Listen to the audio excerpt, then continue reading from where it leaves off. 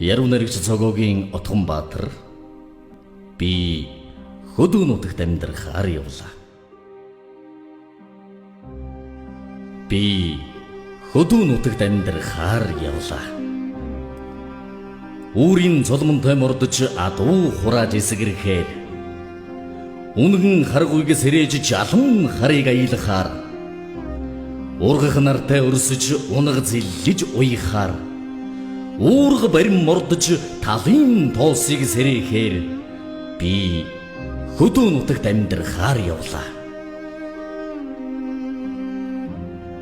Эрэлд мордон аялаад эмээлдэрлэн хээр хонохоор эсги тухам дэвсэж хэвтээд тэнгэрийн арын шинг таалахаар энгисэг будаггүй хацаргоод эрхэлж хансаж жаргахаар эрдэн болсон мал сүргийнхээ эзэн болж налайхаар би хөдөө нутагт амьдрахаар явлаа.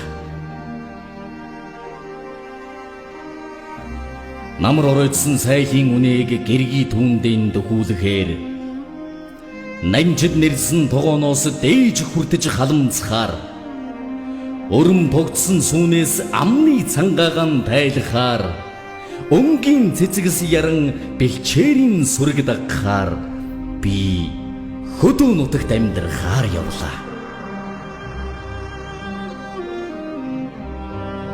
Дунан үхрийн ширээр хазаар ногт зангидахаар дөл бодмолсон зууханд аргал нэмж өрдөхөөр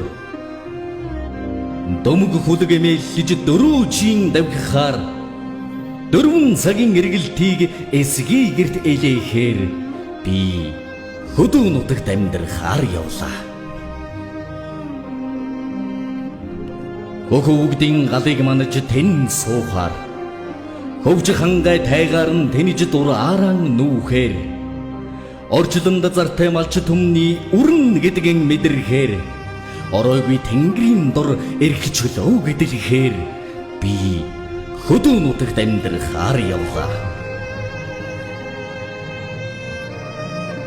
Бүргэд цуцдаг алтай хаан салхийг залгин уужрахаар бугуурмддаг хангайн хаан сайханд нүдэн услахаар хүй цогсон буйрын дан хүүхэд шиг мөлхөж ирхэлгээр хүм болгосон аавын хаан ариун монгонд ойртохоор би хөдөө нутагт амьдрахаар явлаа.